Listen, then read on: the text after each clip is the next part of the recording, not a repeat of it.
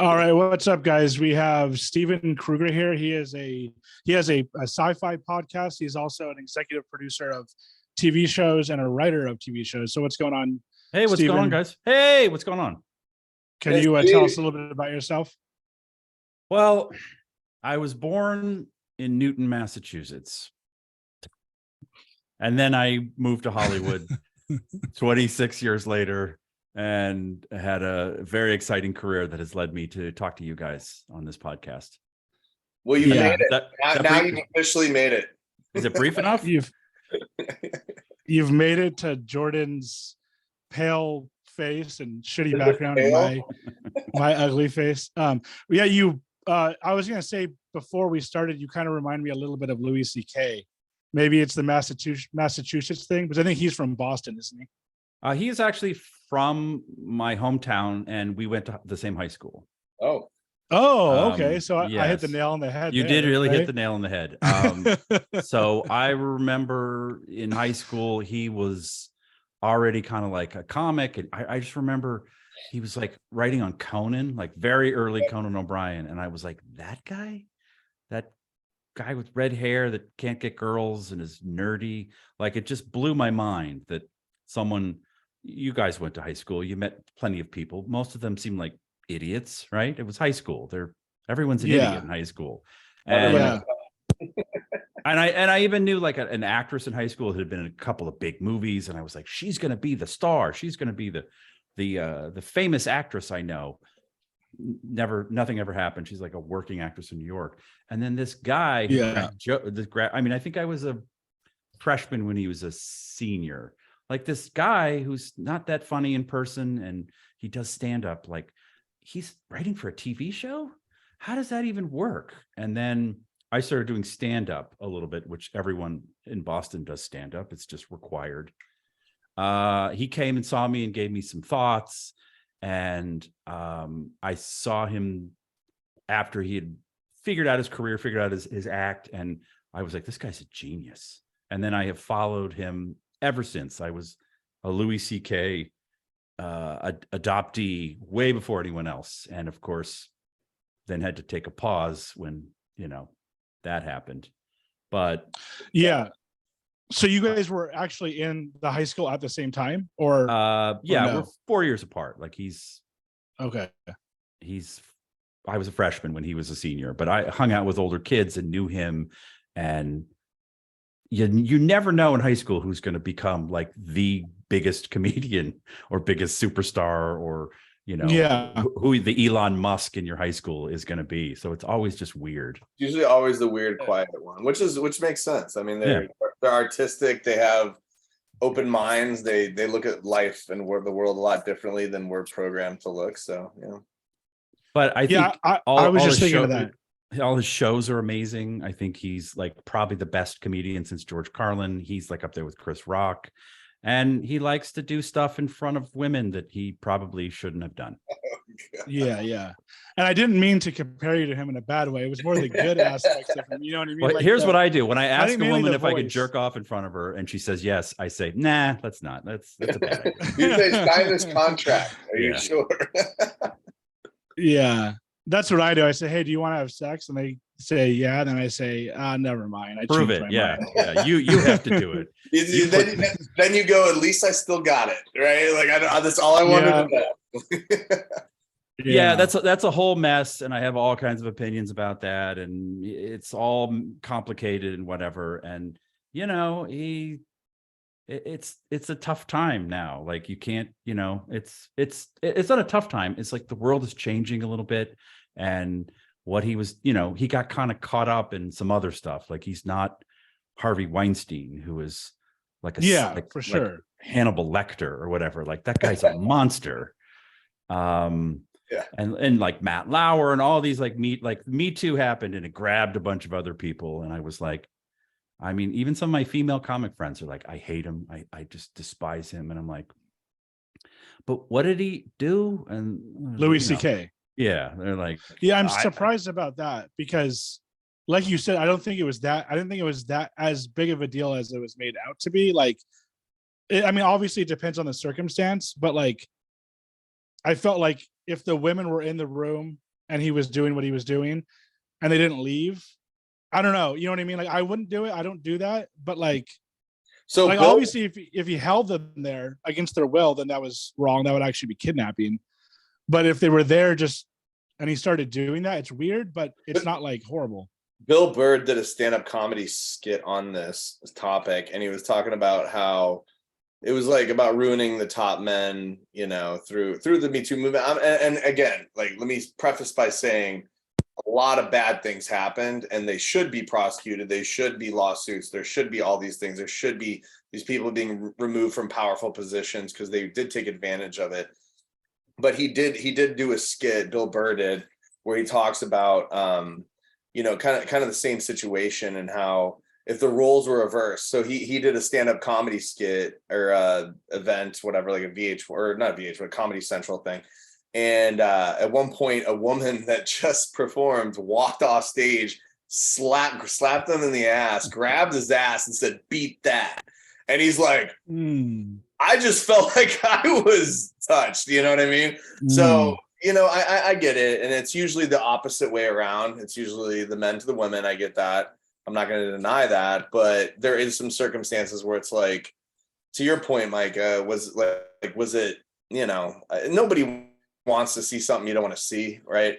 And if the roles were reversed and somebody walked out like Sarah Silverman or something, and she was just like, look at this, and, you know, people would laugh and be like, I don't feel so comfortable about it. But I think the bigger problem is that it happens so frequently and in so much more, I don't know, emotional and psychological demise that it needed to be addressed. But to your point, Micah, like the Louis C.K. thing, you know, there's a reason why he's still doing comedy, and he addressed it like right when he came back. So he included it in some of his skits. So I don't know. It's kind of he's kind of on the border, but there's some definite people that violated a lot, and I'm glad that that's changing. I am.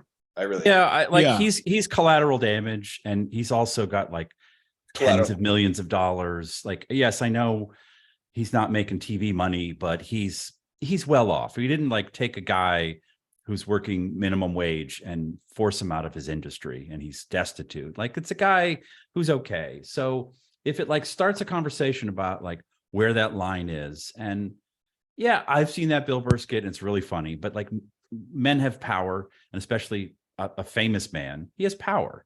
And so these comedians were in the room with them, and, you know, it is kind of awkward. It is weird, show busy. Like, well, this guy who's got more than what I have wants to do something really weird. Like, what do you do? And, you know, I think it was his manager or whatever, his people that work with him that were calling them and say, you better not talk about this or we'll ruin you. Like, there were definitely some really awful elements to it that maybe Louis C.K. didn't do, but like people in his, you know, in his ecosystem. But yeah, there's also a moment where I'm like, okay, well, he lost all, you know, the FX deal, and he can't tour like he did. Like, he's been punished.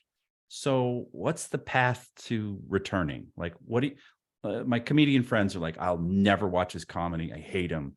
And I'm like, but like, as a society, aren't we supposed to punish people and then rehabilitate them and then return them to what they do? Like, he has a special where there's a sorry behind him, you know, on stage. Like, the whole special is just him apologizing, which he did poorly in the beginning. I know he was like, oh, it's complicated. And like, learning to accept your role in something like this is not easy.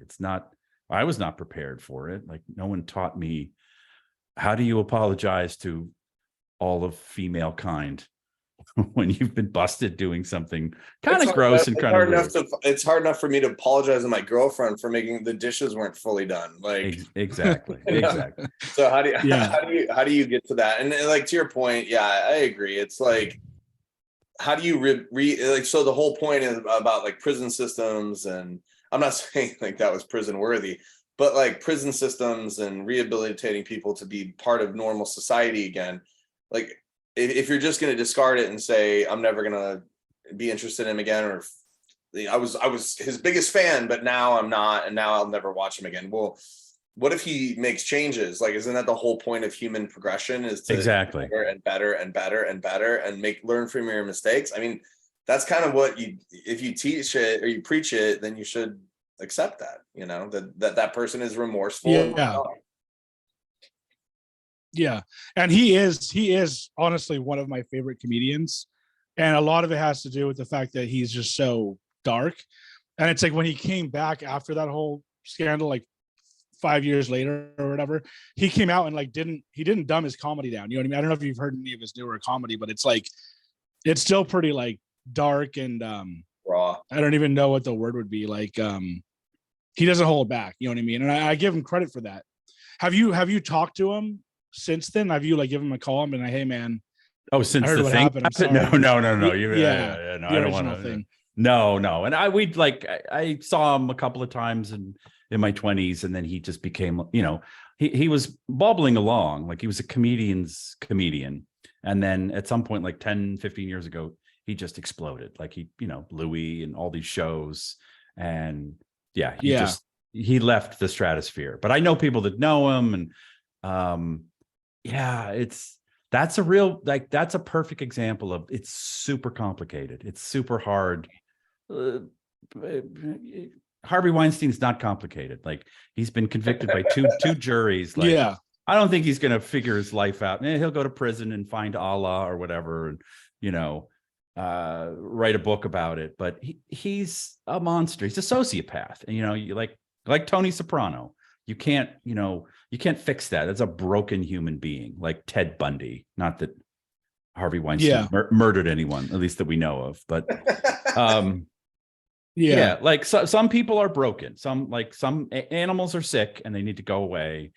Pedophiles, serial killers, Weinsteins. But Louis C.K., I feel like he did something bad, but he's being treated like he can't be redeemed. And it's like, the world responded to what he did. They let him know that's kind of bad and don't do it. And I don't think he does it anymore. He's certainly not going to do it again. So hopefully not. Hopefully not. The main thing is just don't do it again. But yeah, Kevin Spacey's another one that like probably just won't come back. Shocking. I'm assuming that was shocking to me. I mean, he just comes off. Kevin Spacey just comes off like a sociopath. Same with Harvey Weinstein. But going back to what you were saying about the people who make it from your high school who you don't think would, there's a lot of those. Like I see a lot of people. Like one guy, I'm trying to think of who I was just thinking of, and I want to say it's like Stavros Halkias. Have you guys heard of him by any chance? No. He's comedian. It's a great name. Oh yeah. Does he have glasses? Kind of a heavy dude. Like a fat dude, glasses. Like he's kind of honestly, it's like, I hate to say this, but he kind of looks almost like a child molester or something. Like just by his looks. He was on a podcast called like Come Town. Yes. And that you know what I'm talking about? Whoa. You're on a podcast so like called Come Town? Yeah, he was on a podcast called Come Down. He quit, and then recently he's like broke out and gone huge. He was just on Joe Rogan, and could you imagine seeing you have to see a picture of him, Jordan, if you can.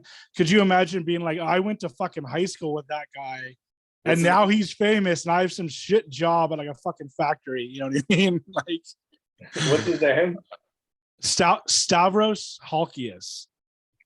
I see him. You know who he is, Steven, right? Yeah. Oh, I think he's hilarious. Like he is one of those guys that's bursting. He's not. And I noticed too, like a lot of comedians, once upon a time, you try and get a special on HBO, and then Comedy Central will do specials. And then Netflix came along and gave everybody a special, and it just watered down comedy. And he's really taken to like making a lot of YouTube videos, and he did a special on YouTube. So he didn't get a lot of interference, and I watch it and it's great. Like he's an up and comer. I love his act, and his crowd work is amazing.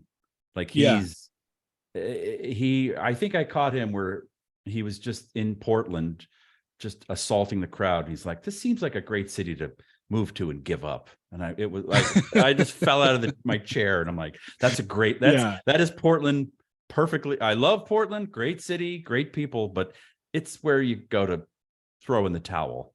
Yeah. He doesn't miss either. Like he has that laugh that's like really kind of obnoxious and annoying. but it's almost like I was listening to him on a podcast recently, and every time he does it, it like just makes you laugh. You know what I mean? It's like it's almost like everything that comes out of his mouth is funny, and like it's funny. Like you don't like some comedians. It's like a lot of comedians that are on Joe Rogan. I'm like, they're just not that funny. But everything he says comes out funny. I think. He looks like Ron Jeremy a little bit. He's got a little young Ron Jeremy energy. What's the show? Aqua Teen Hunger Force. He kind of looks like the neighbor, the New Jersey guy that lives next to. I don't know if you watched Adult Swim. I haven't seen it, but kind of looks like that guy. Yeah. So we don't have too much time. So I mainly want to cover your podcast and then also your life in working in Hollywood as a writer and all that. So I don't know which one you want to go over first, but or what do you want to cover? Well, Hollywood is an interesting place. I came here and I worked for a British actor in his production company for a while, just right out of college. This guy named Gary Oldman, who you probably know from the Batman movie. I know Gary Oldman. Yeah, that was real weird. I just remember being my last class in film school, and I'm sitting in a theater and I'm watching Sid and Nancy starring Gary Oldman, and I just you have to write. And I'm writing my paper after, and I'm like, I'm never going to get a job. I don't know anyone. I went to college in Boston. I don't know anyone. This is never going to work. Why am I even doing this? And then a year and a half later, I'm sitting in front of Gary Oldman, like the guy I just watched on the screen. So it's a weird place where you can not know anyone and just drive to town with $500 and sleep on someone's couch. And then someone just goes, you get over here. Through absolute luck and just timing. Like it had nothing to, I didn't know anybody. I just knew a girl who knew his old assistant and said, they're quitting. Can you work tomorrow? And I'm like, sure. I'm not doing any, I'm just sleeping on a couch. That's what Tom Cruise did too. He was just sleeping on like, one of those guys' couches before he got famous. And I worked with that guy for a while and had a lot of fun. He like directed a movie that I helped him out with, or the company I was at helped him out with. And I it began the sort of this innate sense of I just don't care. Like people would, actors I knew, like you get to hang out with Gary Oldman. Like, he's just a guy. He's a slight British man who smokes cigarettes in the office. And I don't know if you know that movie, The Professional, the one with Natalie Portman. Yeah. I've never seen it, but I know of it. Okay, so he's in it, and there's like a famous moment where he screams at a guy and goes, "Bring me everyone!" And it's like an iconic. You type Gary Oldman, The Professional on YouTube, and that will be the first video that comes up. He's screaming in his crazy. And I remember he did that in front of my face once in the office. Like it would be like Tom Hanks coming up to you and yelling Wilson, like something. And I just looked at him and I was like, yeah, I don't know. What are you doing? And he's like, and he's so polite and British. He's like, that's from the movie The Professional. And I'm like, yeah, I saw it. And what moment? And he's trying to politely explain to me, he's doing an iconic moment from a movie right in my face.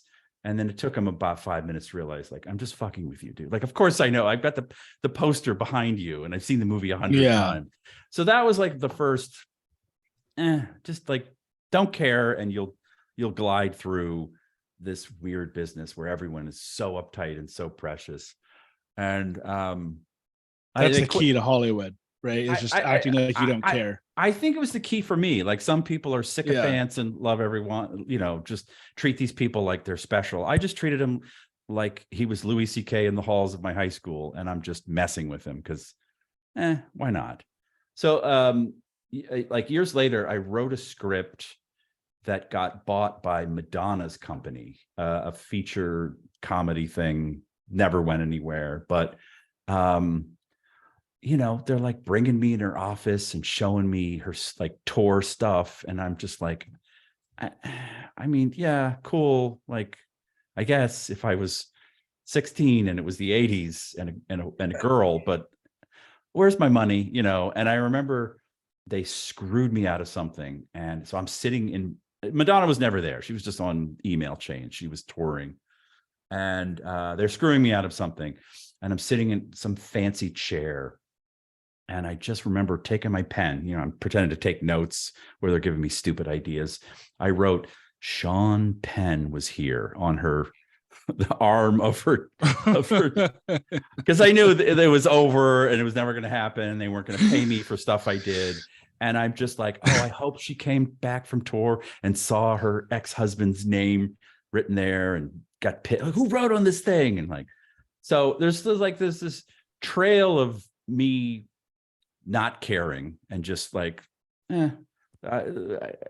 it somehow has served me, but it like really came into play years later. So I wrote on some TV shows, and then somebody asked me to help with an unscripted show that became this thing called Laguna Beach, that became The Hills, that is this perennial teens reality. I got a Kristen Cavallari song story at some point, but we can keep going.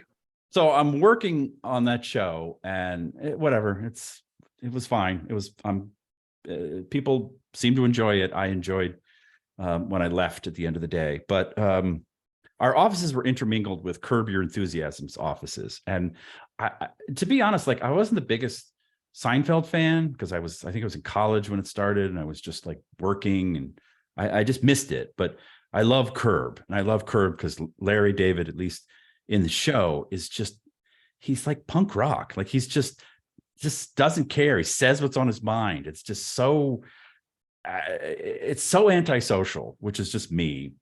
And like I can hear the song being played in the next room. Like this is amazing. I think I talked to the editor who's cut, one day I wave at him, say, hi, nice to meet you. You're cutting Curb. I'm envious of you. And then like late one night, I was in an edit room, and I opened the door, and literally 2 feet away, there's a door for Curb, and Larry David opens the door. And so 2 dudes are standing in a tiny hallway. I look him in the eye, and I do this. I go, hi. He just turns and runs down the hallway. Like he's just like, doesn't say hi and runs away. Like I asked him for $1 million. Like it was, and I remember the next day talking to the editor. I'm like, what's up with your boss? He's like, it's Larry David. And I'm like, he's really like that? Like, yeah, he's did he produce it also? And yeah, he's executive producer, star. So a couple months go by, and I'm working in that same room, and that editor, the one who was cutting Curb, asked the editor I was working on Laguna Beach with, hey, will you come in here and look at a cut? Larry wants an outside opinion. And I was like, what about me? And they're like, yeah, he just wants a female editor's point of view. So she goes in and watches like a rough cut, not a finished episode of Curb. And she comes out and she's laughing. Oh, Larry, this and that. And he's talking to her like they're friends. And I'm so envious and so angry. Like, why did I get blown off? And why did she get invited in? And then a couple weeks later, this happens with her and a writer's assistant. Like 2 females go in and watch an episode, and they come out and they're like, oh, Larry, that was a great. And I'm just so mad. I'm just so pissed that it's not me. And then a couple more weeks later, he says, Larry wants a male point of view. And, would you be interested in coming and watching a cut? And I'm like, yes. And I remember I was in a meeting with like the head of the network, and I got the text like, Larry's ready. And I just hung the phone up. I just slammed the phone down. I don't care. More just don't care attitude. And I run down the hall. Like I'm going to finally go in that edit bay and hang out. And I'm going to get my bona fides. I'm going to be cool. I open the door, and it is everyone from the show. Wow. Like people sitting on the floor, the writer's assistant and the editor, Larry David, producers. I mean, just this tiny room had like 15 people in it. And everyone looks at me like, who are you? What is this? Why are you here? And there's a couch, three cushions on it. My editor, the writer's assistant, and then an empty seat. And then Larry David sitting on like a glass table. And I look at him and I go, do you want to sit on the couch? He's like, no, come in. So now I sit down on the couch. Everyone is still looking at me like, who are you? Why are you here? And Larry David is above me. Like I sink down to the couch and he's on this glass table and he's got a little notepad and he says, all right, we're just going to show you the show and we just want your opinion at the end. They turn the lights off and that thing that happens in an HBO show where it goes, it says HBO. And I still remember thinking like, they do that here? Like they put it on, they don't do that later. Interesting. And it dips to black. And right before that song comes on, Larry David falls through the glass table. So the sound of shattering glass just fills the room. Like if you've broken glass indoor, it is loud. And so Larry David falls straight down to the ground. His legs are up in the air because it's this like metal square frame. And so his head is now right next to me. We are staring at each other. And you know in the show when he screams, when he's doing that, that's happening to me. Like I'm all of a sudden in the show. He's just screaming because he's fallen through a glass table. So I reach down, I touch him. He puts his little bony hands on me and I pull him out and I get him up and he stands right in front of me. And the first thing he does is he just whips his shirt off because he thinks he's cut his back up. So I'm looking at Larry David's shirtless body and he's checking his golf swing and just pandemonium. People are screaming. I know he checked he's like, am I fucked up? Like, can I golf? And I'm like, he's checking his golf.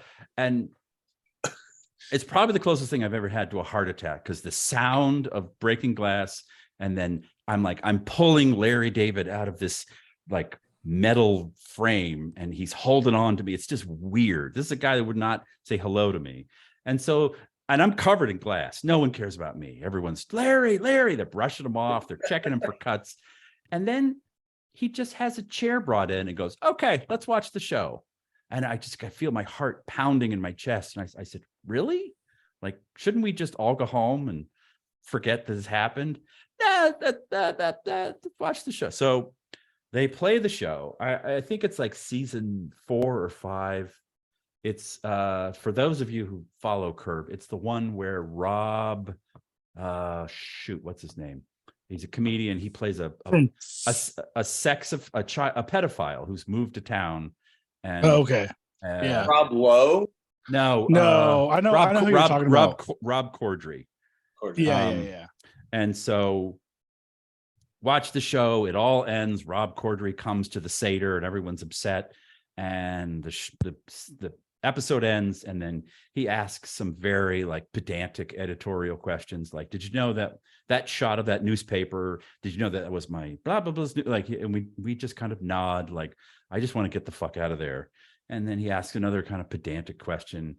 Did you understand the relationship in these two shots? And we just kind of went, yeah. And then he went, okay. And then for reasons that I still don't quite understand, but I've loved Curb and I've watched them all. And there's something didn't work for me with the show. It was still in a rough form. And so I remember just picking a point in space because now he's sitting on a chair next to me and I don't want to look at him and I don't want to look at anyone. The room is packed. So I just look at like just a point in space and I say, the Rob Corddry character, you say that he's the pedophile, but you never really know it. So when he shows up at the end, I thought it was going to be a misdirect where he really wasn't the pedophile. And so it just didn't work for me. And then I remember Larry David, he's like rubbing his chin and he's like, oh. And then these two guys on the other side of the room, older guys, are like, no, Larry, like the show works. Don't listen to him. And then Larry David and these two older guys start screaming at each other. And Larry David's defending me. Well, he doesn't think that. They're like, Larry, he's a fan. Don't listen to him. Larry. And then Larry David is screaming at this guy who's wearing pajamas and has super long hair. And I'm like, who is this guy? And I remember him saying, Larry, I can't stay here all night and fix this. I got to go finish this film. And I'm like, who gives this old guy wearing pajamas a film? The guy was Larry Charles. And the film he was finishing was Borat. So, man. So, yeah. And you instructed. That's why Borat was so. That's why. So everyone looks at me And Larry David is like, yeah, he's right. And everyone looked, even the editor, Larry David's editor, looks at me like, what did you do? So everybody slinks out of there. I go home and tell everyone I've ever known, like, I just touched Larry David. It was amazing. The next day, I'm standing in my office talking to some, people I was working with, and someone taps me on the shoulder, and I turn around and it's Larry David. And I jump because he's touching me again, and B, and B, I was like, oh my God. He's like, what? I'm like, you fell through a table. He's like, when? Yesterday. He totally forgot. Like that's his everyday life. And he says to me, I thought about what you said. And what if we shoot a scene where I tell Cheryl that I saw a picture of him at the post office, and we start riffing for 5 minutes. And I remember these two like employees of the show were looking at me like, introduce me to Larry. Like they loved Larry David too. And for some reason, they disappeared. And we talked about the show for like 5 minutes. And when I went to go watch the episode, he reshot a scene that explained who Rob Corddry was based on what we had talked about. Yep. I found out from the editor, no one gives Larry David notes, not even HBO. So I of course decided to. I was never asked back to another screening. But every day at work, I would see him in the halls and he'd go, hey, how you doing? I go, hey, Larry, it's a good episode on Sunday. So I guess the moral of the story is like, I had conviction in what I believed. And even though Larry David didn't ask for me to destroy his show, he saw value in it. So speak up when you have the opportunity. That's true. Yeah. And so one time, like, I'll just keep this very brief. Do you remember the movie The Internship? I think it was with Vince Vaughn. No, The Intern. No, it's called The Internship. Oh, I think Robert De Niro. Robert De Niro and the girl from Devil Wears Prada, and Hathaway. So I get invited to pre-screenings, so I get a bunch of, like, I wasn't in Django, but I went to pre-screening of Django, watched the Quentin Tarantino was in the theater with us explaining stuff to us. And so it was The Internship with Anne Hathaway and De Niro. And at the end of it, sorry, spoiler alert, pause your video for all the subscribers if you don't want to hear the end of this movie. But what happens is, I'll give like 5 seconds. I think that's enough. So what happens is at the end of it, the husband cheats on the wife, on Anne Hathaway, right? And because he's feeling neglected, right? Or wait, it was the other way around. I think someone cheats on someone. And at the end of it, they just brought the husband in to be like, oh, it must have been Anne Hathaway.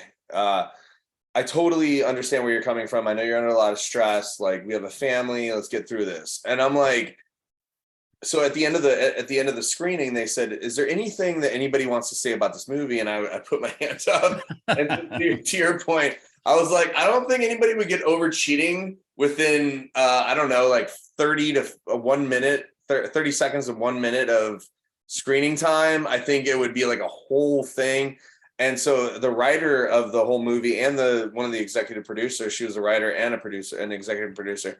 She said, really, what would you do? I said, you have to draw that part out more, because nobody's just going to forgive someone for cheating within seconds, right? Like, you have to show that they were remorseful and they tried to make themselves better, to earlier what we were saying.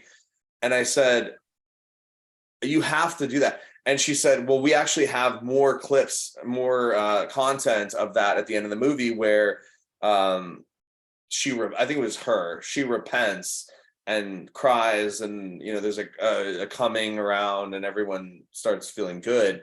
And I said, yeah, you need to include that. And she said, okay, well, when you watch the movie, there's going to be more and you'll see that, and you can tell your friends and family that that's why. And so to your point, it's really, you have to speak up, because we're all human, and don't listen to Larry David and the guy wearing the pajamas, right?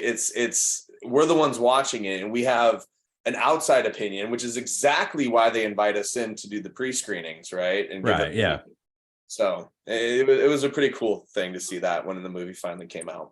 There is nothing harder in the creative process than getting feedback, like, because you're going to get it. And if you're doing it for money, like for a studio or a network, they're going to give feedback. But also, like, if you're just doing something fun and you want people, like, check this out, what do you think? It's like the real artists can listen to 10 notes or whatever pieces of feedback and find the 2 that are like, that's great. Oh yeah, that makes sense. And then the other 8, like, yeah, that's garbage. Like, that's, I've come to that conclusion that the really smart, talented people can listen to the feedback and hear the 2 frequencies that they need to, and then just tune out the rest. And like what you like, you know. And by the way, it was the husband that cheats on the wife because she was gone all the time in the office. I just looked it up, but. Was De Niro the husband in that situation? No, De Niro was the elderly man who was an intern because he was like not at a special living home, but like whatever. He's just getting old and he's like, I need something to do. And it was the husband that cheated on Anne Hathaway because she was gone out of the office so much. That's what it was. Okay. But like, yeah, you need to listen to critic feedback. And when the real critics are these people, and you can't listen to everyone because I mean, everyone can post on Twitter, say this is right, this is wrong. What's funny is when I typed that in, it was like it was like the cheating scene and how off it was, and and how it didn't really develop itself and complete, that feeling. And so, but to your point, it's like anyone going into those screenings, when Quentin Tarantino was sitting there, he was 2 rows away from me for Django Unchained.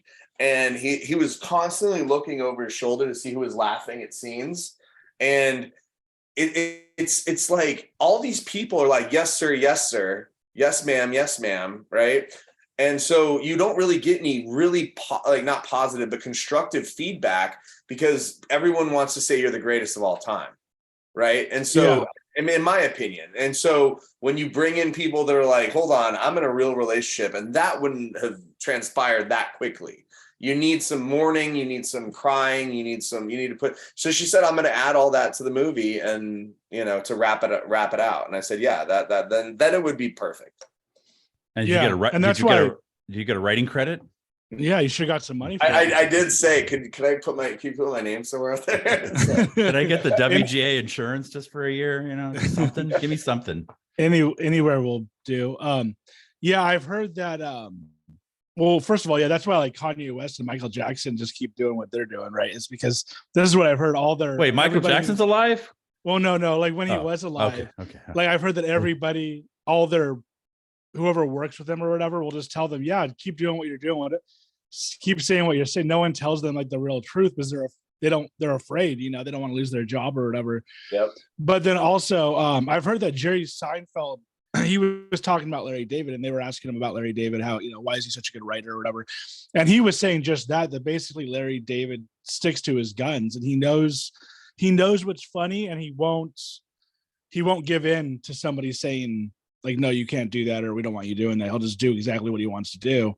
Yeah, the other guy in the room was Robert Whitey. He's the 2 executive producers. So it was Larry Charles, who was making Borat, and Robert Whitey, who's in all the memes now when they play the Curb, ending where you see executive produced by Robert Whitey, and they were just not having it. They're like, you don't listen to him. We think it works, and I guess Larry David does stick to his guns because I found a flaw in it that he probably was thinking about, or I guess I made him think about, but it made me respect him more and also like respect myself because they did not ask me like, so is there any other issues? They're like, all right, goodbye. Thanks for playing. And I just said, yeah, I kind of want to mention something. And I still don't know why, but I think like that was the point where I'm like, yeah, your instincts are pretty good.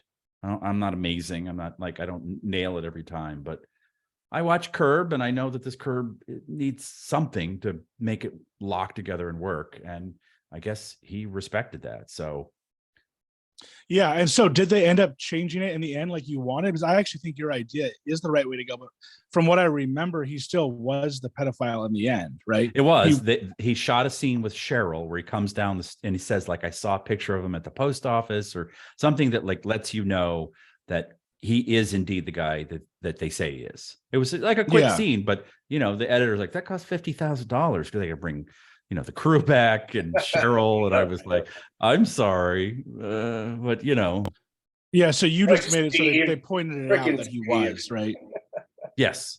I mean, it was a minor note. I wasn't trying to like change the whole show. It was just, I'm familiar with how his plots unravel, and there's always, they like a misdirect. They like but he's a pedophile. He's like, I'm not a pedophile. It's another bald guy. It was all about a bald guy who's a pedophile. Okay, so he wasn't at the end. I thought you were saying that she came down and said he was, but he was saying no. He really wasn't. Okay. Earlier in the show, they reshot and inserted a scene where they established that he is this guy. So there's no mystery or misdirect. And then now when he shows up at the end at the Seder, you know he's a pedophile, and thus everyone reacts accordingly.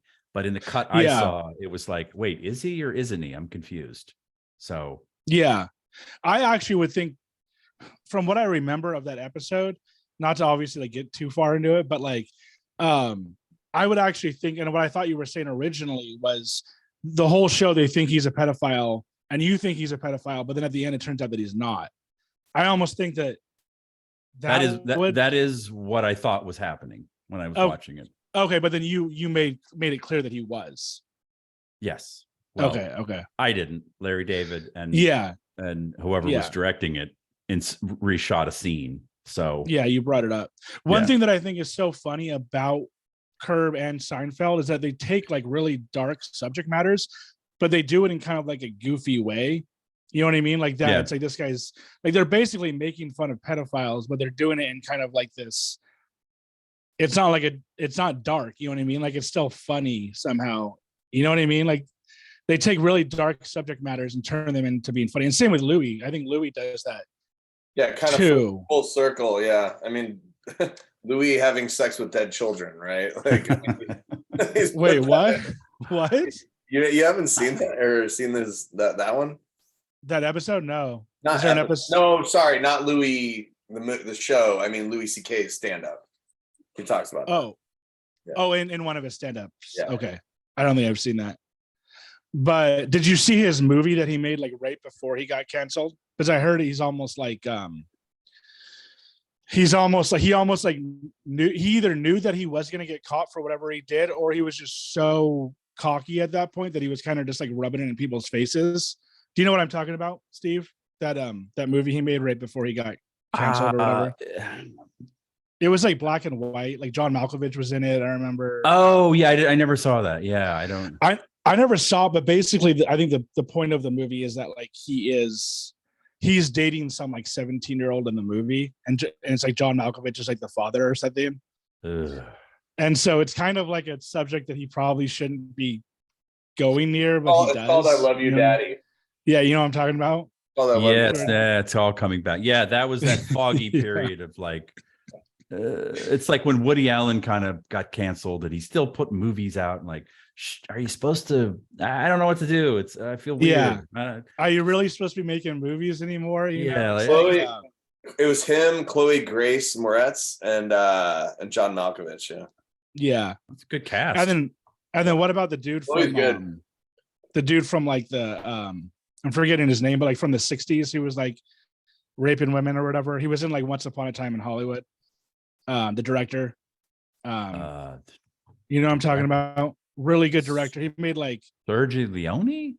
No, like he made this is gonna bother me if I'm gonna have to look it up. But let's uncrack this. What he made like Rosemary's Baby. Oh, Roman Polanski. Yeah, like him. Is he still making? I think he is. He has made movies somewhat recently, right? Yeah. But he lives in like Russia or something. Paris. Yes. Yeah, he raped. He drugged a underage girl that he was taking pictures of for like a magazine and took advantage of her. But because I read a whole book about him because I was like, he's a great director. Why would he ruin his career? And he did an awful thing. But also the mother was like a stage mom and kept bringing her back, like knowing that what was going on, but she thought it'd be good for his career.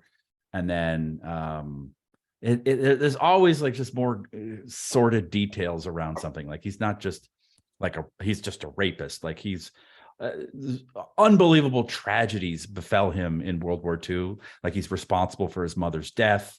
A bomb went off and he has a metal plate in his head. Like he's a messed up guy, and it does not excuse his behavior, but I don't know, just like, yeah, Quentin Tarantino got interviewed on that subject. What he said is, look, when it comes to Roman Polanski, talking about a tragedy that would be unfathomable for most human beings. I mean, there's Sharon, his unborn son that literally lived without ever being born. That's just crazy sentence to even say. So yeah, he even Quentin Tarantino was interviewed on that topic. Yeah, it was on Howard Stern. I think he was defending him, right? I think that's what it was on Howard Stern. I think he defended Roman. It was either Roman Polanski or Woody Allen or one of those guys. I don't want to defend him, but like I read like a super long, in-depth book that his whole life and that whole incident, and then I even watched that documentary where like he could have just gone for statutory rape but done no time, but he still fled. Like it's super complicated. It's awful and tragic, but if you want to know what really happened, like read a piece of journalism. Don't, listen to a guy on a podcast who doesn't quite know what he's talking about. A la me. Yeah. Gus, exactly. But there's this, like, I don't just dismiss him because like, oh, he raped a 13-year-old or whatever she was. She wasn't 13, but like he raped an underage girl, gave her Quaaludes. Like, oh my God, he's a monster. He should be beheaded. And then I'm like, okay, but what happened? Like, why this is a super successful guy. Why would he be doing this to someone? Like, you could just pay a sex worker and have her wear pigtail. Yeah. Why would any of these guys be doing this? You know what I mean? Yeah. Like you have everything, but Michael Jackson's an amazing example too. Like you have all the money in the world and all the respect of people who love music. Like, why would you do this? Why would you put that at risk? Like pay sex workers or get shock therapy or like just deal with it. And I love to talk about pedophilia. It's one of my top subjects, but like they're sick people. Like they can't control it. Like and so I have empathy for people who are mentally ill. My mom is bipolar and she makes bad decisions because her brain chemistry is messed up. Yeah. Should she belong in jail? Like, no, but. Yeah. And supposedly there's a whole, like, the whole conspiracy theories about there's all these like pedophile rings like in Hollywood or whatever. Have you heard about all that stuff? Sure. I keep trying to get an invite too. And they're like, we heard about your Larry David story. You're probably not right for us. No, I wouldn't doubt that that's out there though. I mean, I can't speak for Hollywood specifically, and I'm not their spokesperson, but I would say that any high powered position, there's the ability to get what you can't have, right, or whatever it is. I mean, you've seen Taken. Everyone's seen Taken, right? So with money comes responsibility, and sometimes that responsibility is abused, and I think it does exist. I don't know if we want to go down this dark topic, but yeah. Real quick, and then we can end. But I just saw the topic. I just saw OJ Simpson on a podcast where he said like, well, the title said he goes in on hooking up with Kris Jenner and he goes in on what really happened. He obviously denied all of it, but I really get the impression from OJ that I get a very honest impression from him that like he just does not think that he did it, and like he just maybe just went into a rage and like blacked out. I don't know. It's either that or one of his lawyers told him never fucking talk about this ever. But like he just seems so like, I don't know, honest. I don't know if you guys have seen OJ in any interviews recently, but I try to stay away from him, but I mean, did he do it? I don't know.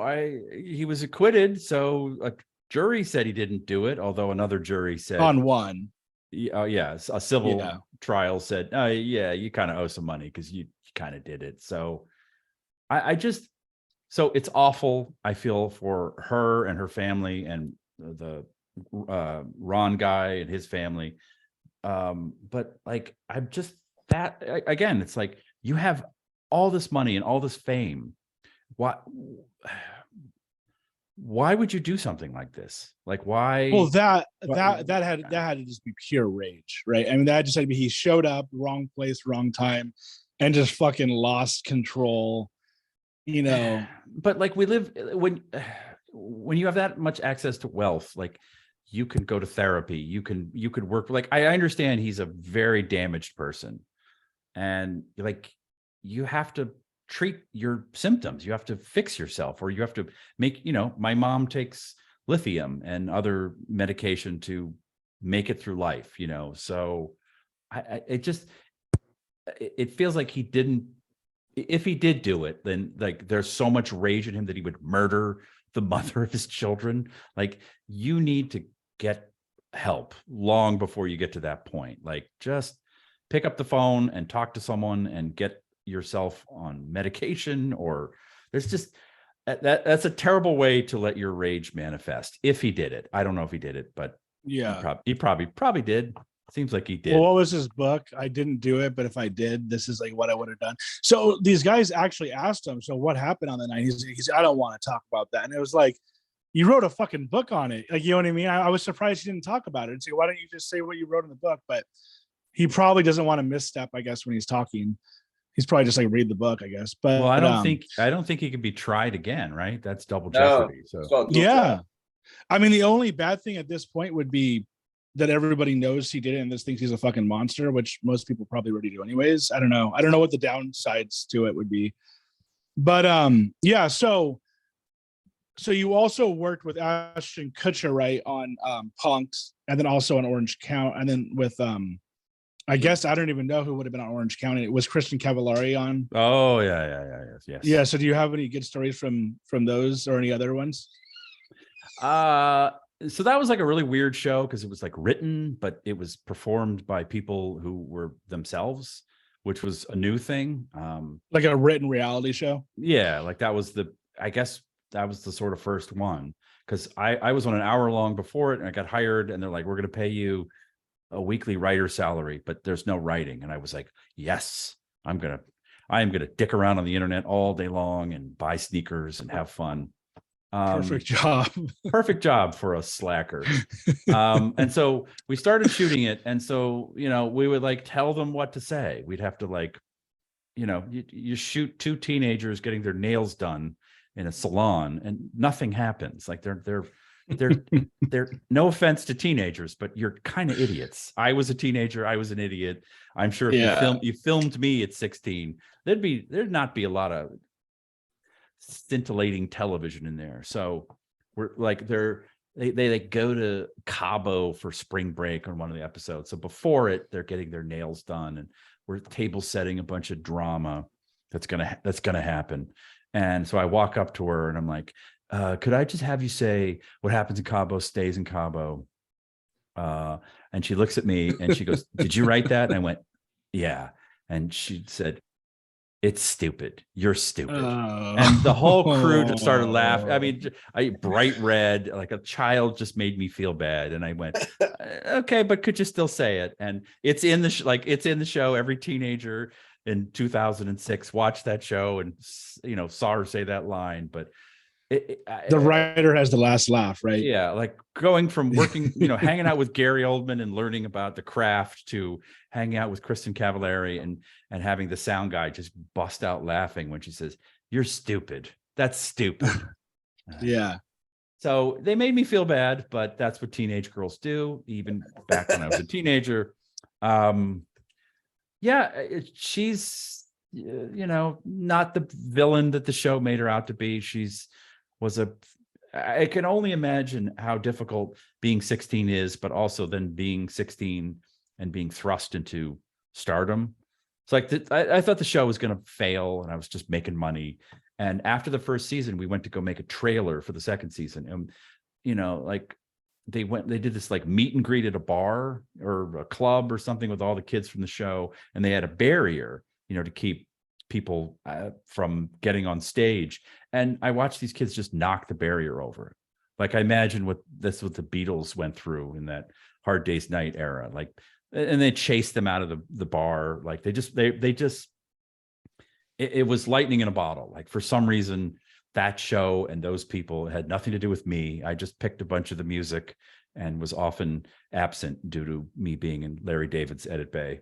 But it was just like a moment in time when right before social media hadn't quite clicked in. So this was like, they were proto influencers, and kids just saw themselves in them.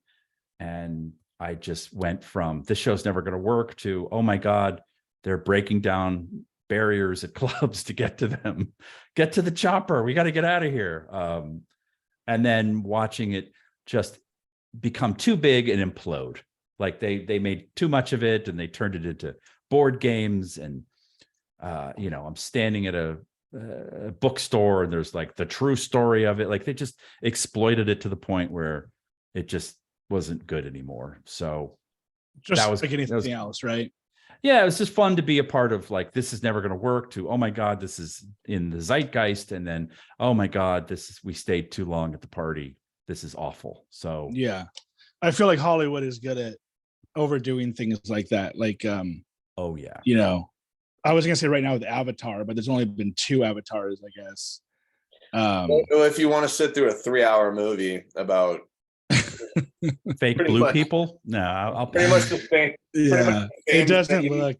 But water, lots of water. I've heard It doesn't look great. But so, and then what about Punk? Did you ever have? Or well, first of all, on Orange County, was there, or any set you've been on, was there ever any type of, like we were talking about, inappropriate behavior with some girls that were maybe a little bit too young for some of the guys? No, I never thought that was. Yeah, that I just remember like agents like, what are they like in person? I'm like, they're 16. Like they don't. I know we present them like little adults. They're children. So no, I've never. No, nothing inappropriate. I'm trying to think of like the worst. Usually it's just me, but I like to. I'm occasionally a screamer when I have a meltdown. So that's inappropriate. But I always apologize and buy the person who I screamed at something later. So I know I've not really seen anything. I've not. I guess I've been spared. Micah, you and I grew up in the town over in Dana Point, so I can tell you that's exactly how life is like. Yeah. That was Laguna Beach was our high school experience, or our junior high and high school experience to a T. Sure, just less money. And then the hills when we went to high school or whatever. So. Yeah, the hill. What was the one after the hills? It was the. I think the hills was college, right? Or is it after college? They didn't really go to college. They just moved to LA to become celebrities, and then they just made a show about them struggling to make it in LA, but they were living in like $1 million house. Because that was like, what is this show? They're not kids anymore. They bought because they're millionaires from the shows. So what's the show? Like, no, they're struggling to make it in LA. Like, no, they're not. They're not. I wish I was struggling. They're doing better than I am. Like, and they're like 18 or whatever. 20. Yeah, they're 19 and they're millionaires. Like, yeah. I was just thinking about this the other day, how at first you kind of had to have some sort of talent to become famous or whatever. But then, I don't know, around that time, probably about 10 or 20 years ago, you could just be famous for doing nothing. Like, like Paris Hilton, the Kardashians, Paris Hilton, any of these girls, Kristen Cavallari. I mean, at least I guess they are actually in reality shows, but we live in a time where you could just be a millionaire and like have no like skill, like besides just looking good on camera, essentially. I think that's probably always been around. And I think, like I said, how Laguna was right before influencer culture. So it was like, you stared at a screen and you coveted what these people had. They look good on camera. And luckily they had people like me to add good music behind them and make it look pretty. But that kind of sums up influencer culture. Like, I guess some of them do something. They have to provide some value. They're not just, I guess Instagram models don't really provide any value. They just pretend to eat pasta in a photo, and then Oh no, they provide lots of value to me. So I enjoy working every morning when I wake up. I'm on the bathroom. I'm like, oh, okay. All right. you know What do I need to buy? I'm just kidding. Pooping has never been more fun. Like, I just can't imagine a time where I didn't have a phone. Like, what did I do? I just sat there and just like, you looked at the news. You're like, what's important? You're like, no, I'd rather look at this. Yeah, but I swiped the news and no, it's just the same. Yeah, I guess people had magazines, but once you've read them 50 times, but now it's a never-ending magazine while you poop. It's a never-ending magazine. Yeah, I wonder when we started that. When did we start looking at our phones in the bathroom? Well, as soon as we got iPhones, probably, right? As soon as you got a smartphone. No, it took a little while after that for like Instagram. I mean, Facebook. Yeah, you could like, but it was on a computer. So whenever it transferred to mobile devices. Yeah, the iPhone and being able to scroll, but it was still Facebook then, and it was too many posts from your weird racist aunt. So, it's like not as fun. But yeah, I think it was probably like the rise of Instagram or Twitter, where it's just snackable, bite-sized content. You're like, look, I have the next 6 to 11 minutes blocked off. I'm going to be in here. What do you got for me? What do you got for me, Instagram? Which then turns into an hour and a half. Yeah. Oh my God, I've been an hour and I still haven't pooped.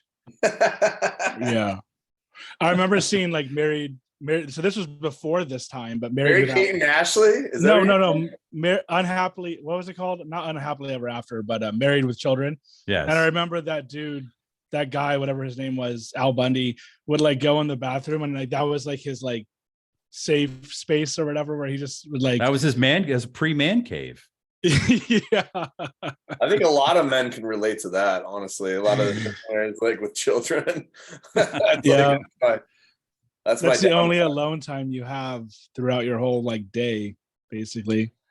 But let's talk about Punk'd. I want to hear more about that, because a lot of listeners might not know, because it's an older show, but it was so well done with Ashton Kutcher. And before we go into that real quick, I wanted to bring this up when we were talking about Jerry Seinfeld and Larry David, but I heard on a podcast that like, well, both of them are like almost billionaires now. Like both of them have like $800-900 million. It's like just so crazy to think about, but yeah, I don't know how much there's more to say about that. I just wanted to. There was a moment after that Larry David incident where I thought I had curried favor, like we were brethren, we had bonded, and I was like, should I just ask him if I can borrow $1 million? like, because I meet you guys at a bar. And I'm like, could I borrow $100? You'd be like, okay, you'll pay me back. Like $100 is not that much to you guys, and I'll pay you back. Yeah. But Larry David's got him. He could just say, okay, here's a check for $1 million. Please pay me back. And I would say, Larry, I promise I'm going to pay you back.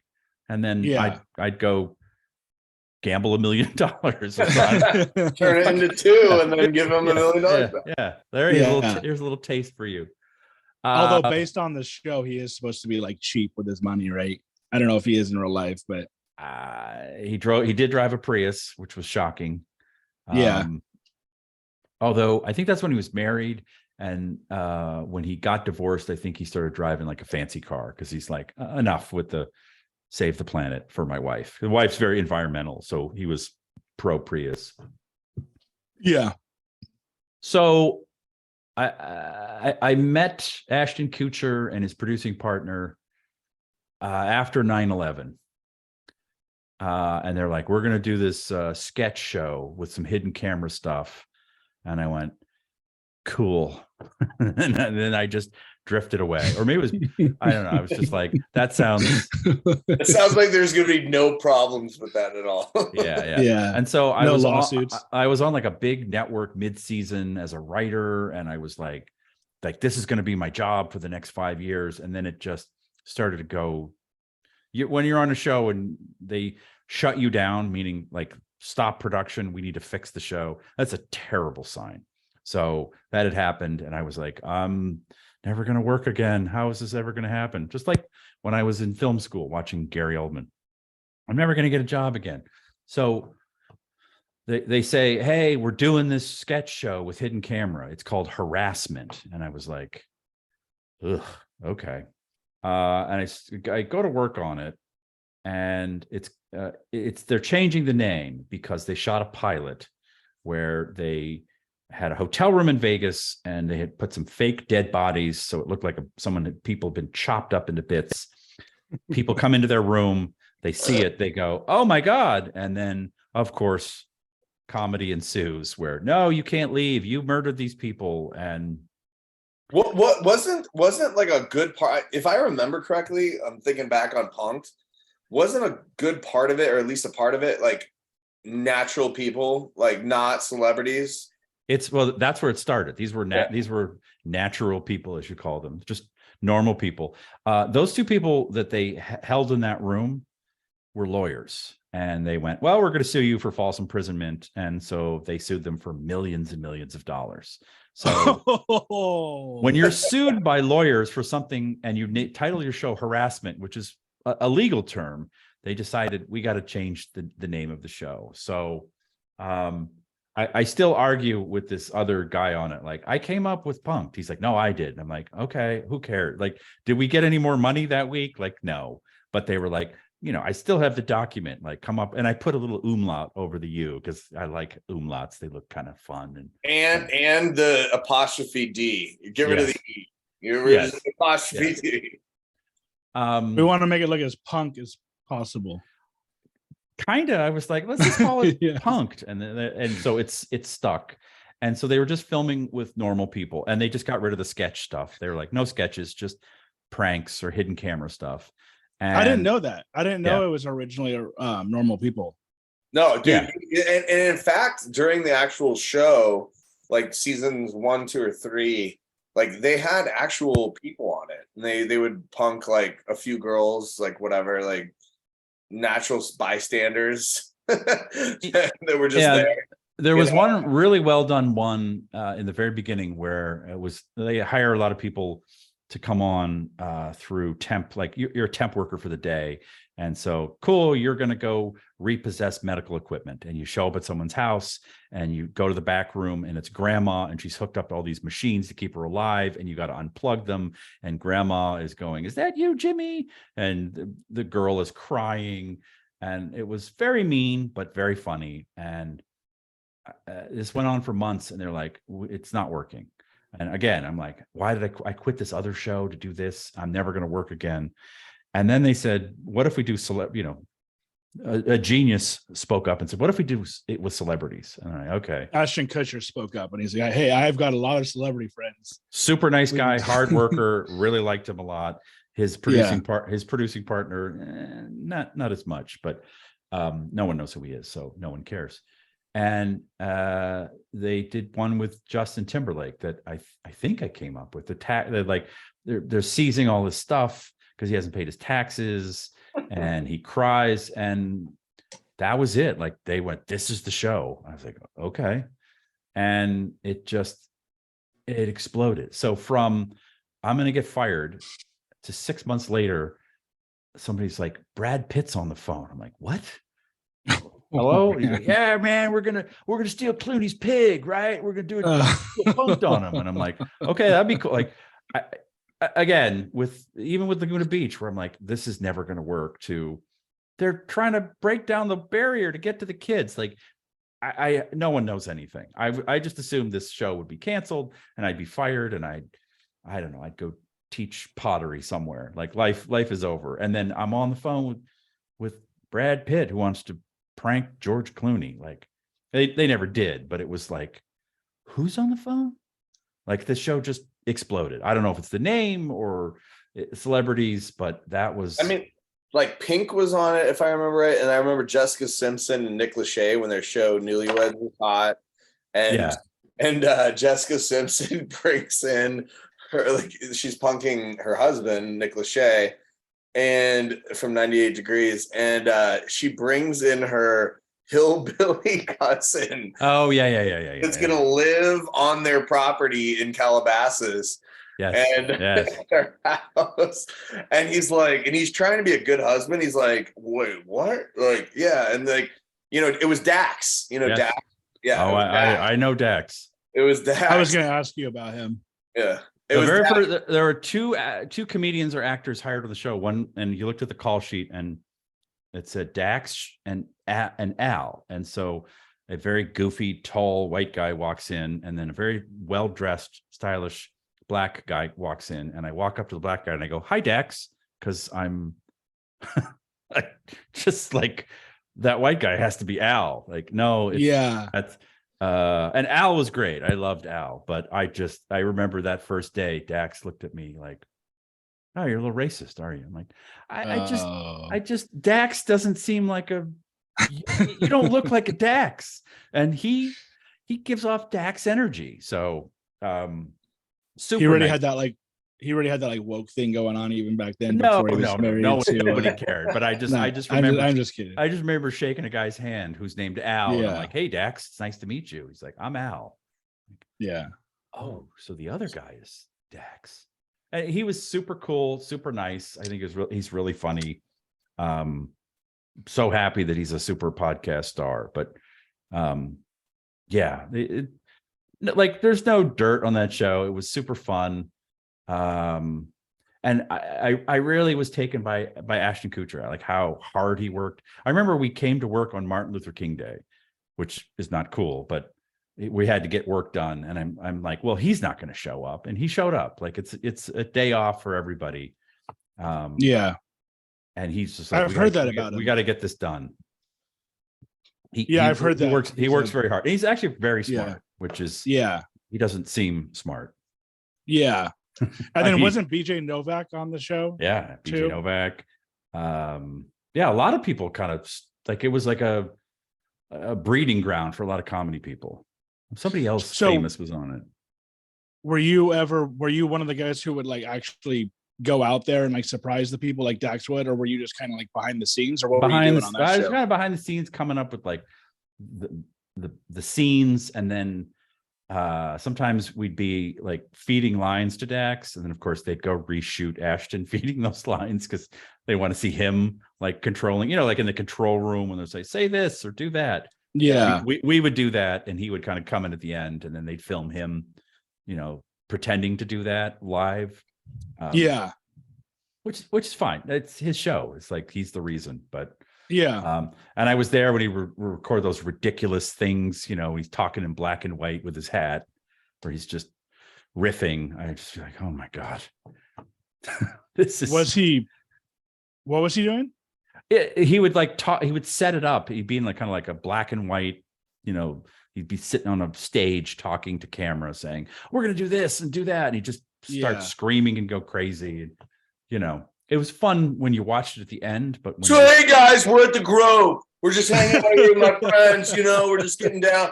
What we're gonna do is we're gonna get Ariana Grande. We're gonna get her. We're gonna get isolate her into the trail room, and then we're gonna walk in and say, "You haven't paid your taxes for 6 years." You remind me more of like a Jersey Shore guy than Ashton Kutcher. Remember, like Pauly D. I feel like you nailed it. It's just when you're standing there with 12 other people watching it, going, what is happening? Like, what is this? Is this? Yeah. This is unhinged. This shouldn't be. And then it worked. So, well, I think part of the reason why it worked so well was because he's like, there's something about that like camaraderie between like two celebrities.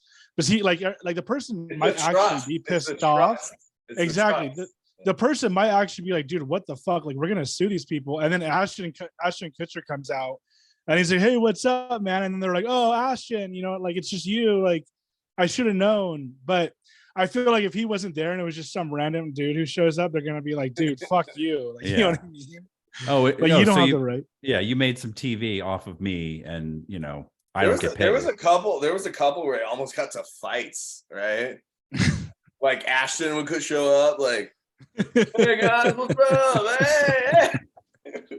and then they were like almost ready to fight, and so yeah. I remember watching one where like Chris Brown was in it, and I don't remember. I just remember he was like with his mom at like a restaurant, and they show up, and he seemed like the nicest guy, and I was like, dude, Chris Brown is like a really nice guy. And then I found out like a year later that he like was beating up like Rihanna or something. I don't know. Yeah, he's not that nice a guy. Yeah. I don't know if you've seen that one. but like he comes off as such like a mellow guy. Like, he didn't get mad at all or anything. I'd be pissed, and he wasn't mad. I don't remember that one. I was only there Yeah. a little while, and then they all kind of like blend together in your mind. You're like, wait, what did we do? Who was there? But Yeah, a super fun time. Like, you know, you're young and you're just having fun, just trying to make people laugh and trying to annoy celebrities, which apparently is something I'm very good at. So yeah, use what skills you have. yeah. So I asked you before. I don't know how much longer you want to go because I know you got to go to that party. But I asked you before about like the Elisha Schlesinger thing, but you didn't really have much. I don't think you remembered much about her.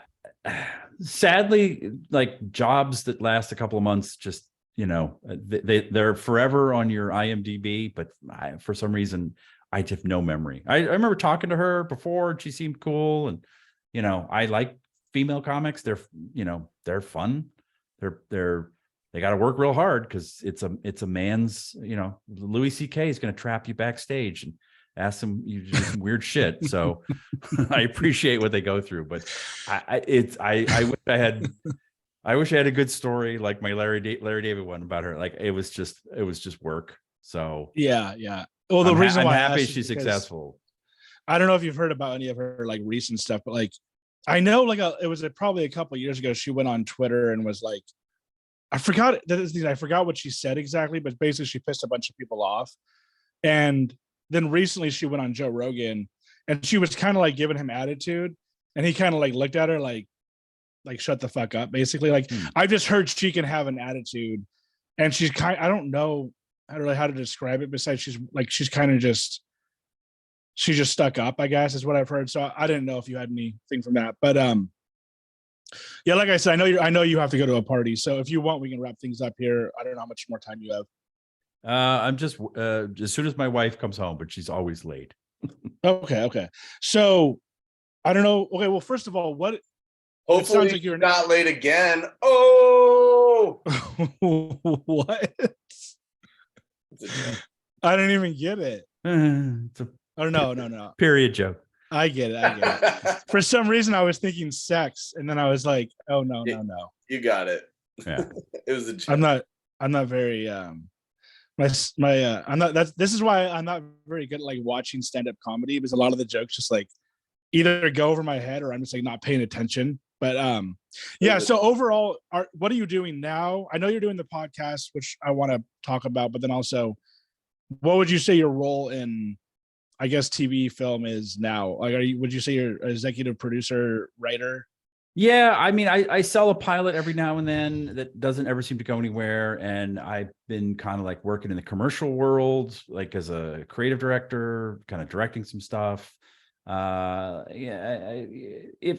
I've got to this point where like the show has to be interesting to me, or I'll you know, do some copywriting, or I'll produce like some corporate stuff. Like I've been around long enough that I get bored by stuff that's not interesting. So I would say I have more commercial work in the past couple of years. And then the pandemic was tough. So I've really put my mind to scripted podcasts, because I just had like a kind of like how half the world decided to learn how to bake sourdough bread during the quarantine. I decided like, I'm going to learn how to make a scripted podcast because I listen to them and I like them, and I have nothing to do because I'm stuck in my house. Like, I'm going to teach myself to do it. So that's what I made. I made a couple seasons of a podcast that I think is fun to listen to and exciting. And I'm just going to keep doing it, and hopefully try other projects and try and expand my repertoire. Okay, and then it sounds like you have, real quick, Journey, it sounds like you have somebody else doing like the voice of it, right? You're like writing it.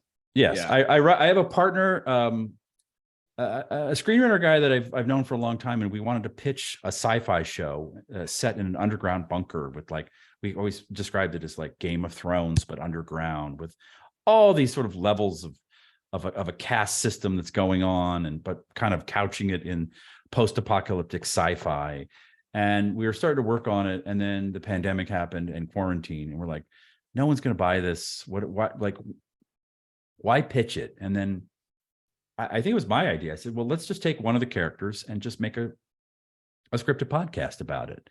And he said, do you know how to make a scripted podcast? And I said, no.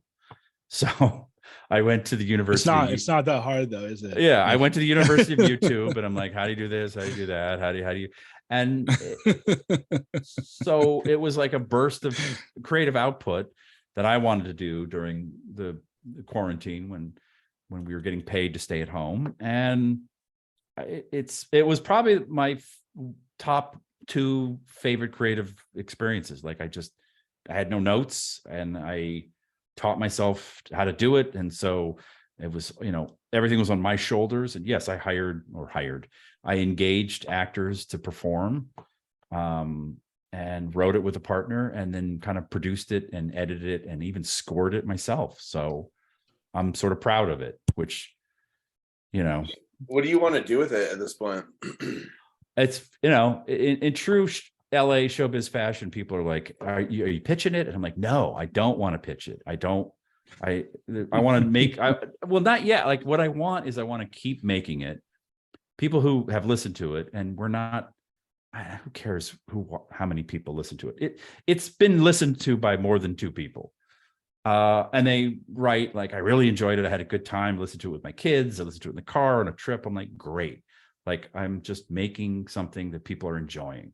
And for a long time, all I cared about was making the buyers, the gatekeepers happy so they would pay me money. So I'm more interested in like, let's get good at this. Let's make it good. And let's build a fan base.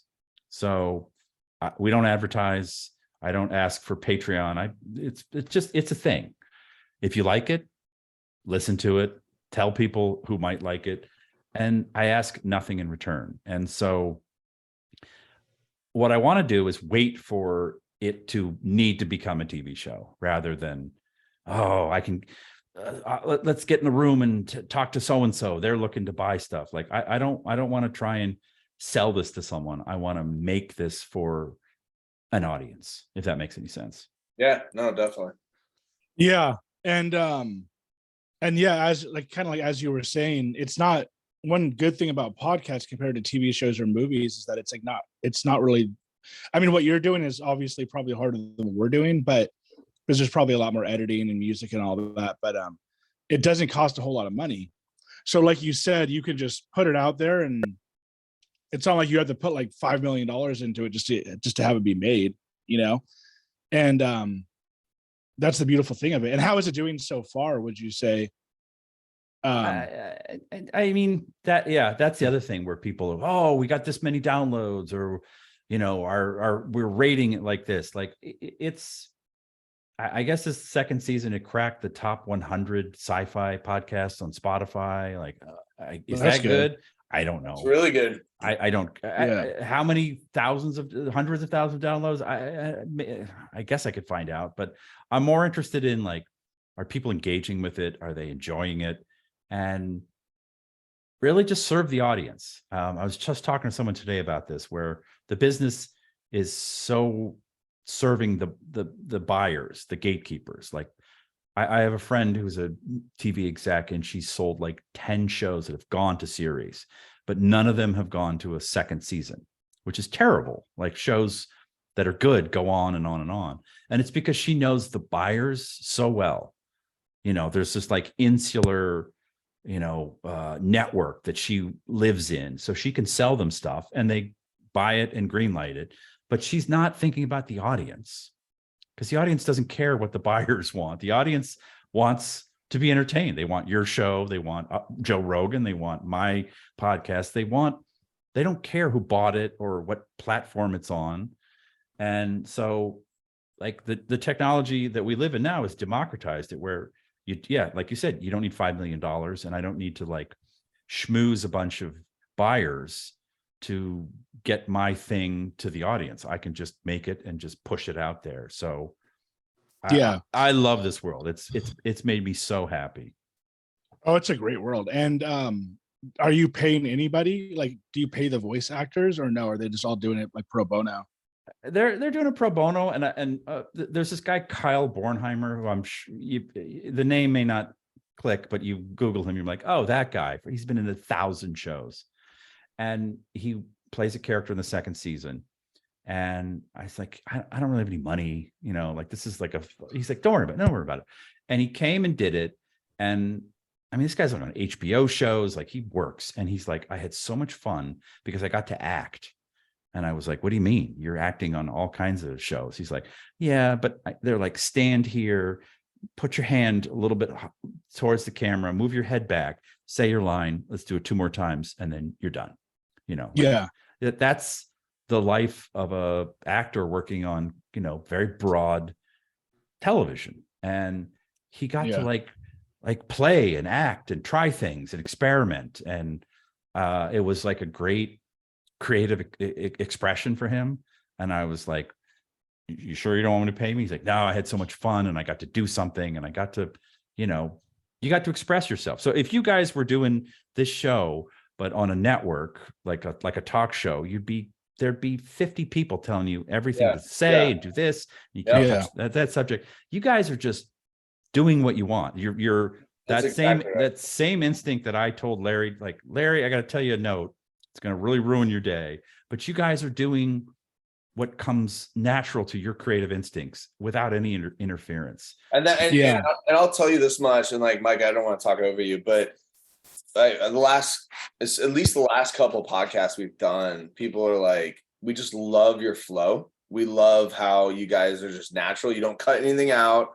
It's just a conversation with strangers, right? This stupid thing I have him behind me.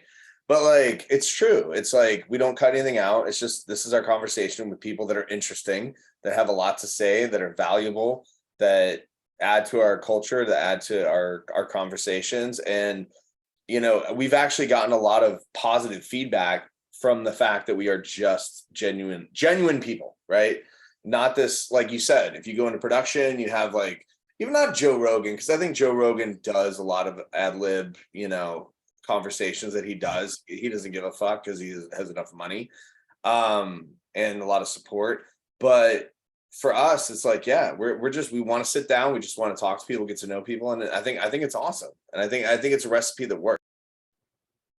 Yeah, I totally agree. And unfortunately, no one's come to me and said this, Jordan, but hopefully you're being honest. I'm just kidding. But yeah, speaking of that, like, I was going to say that, like, you guys already mentioned Joe Rogan, but yeah, like, you think of all like the big time shows, and a lot of them, like you said, mostly TV and mostly like shows that are like on some sort of channel or whatever you want to call it. And they have 50 people telling them what to do. But then you have Joe Rogan, the biggest podcaster in the world, who literally will say himself, I'm doing exactly what the fuck I want to do. No one's telling me what to do. And it's just better because it's natural, it's real. And not only that, but dude, if I had 50 people telling me what to do or whatever, even one person standing behind me telling me what to say, I'd be so fucking irritated. And that's what it's all about, right? I mean, that's what it's all about, is having the freedom to do what you want. Even on like a fucking regular job, you should have the freedom to do what you think is right.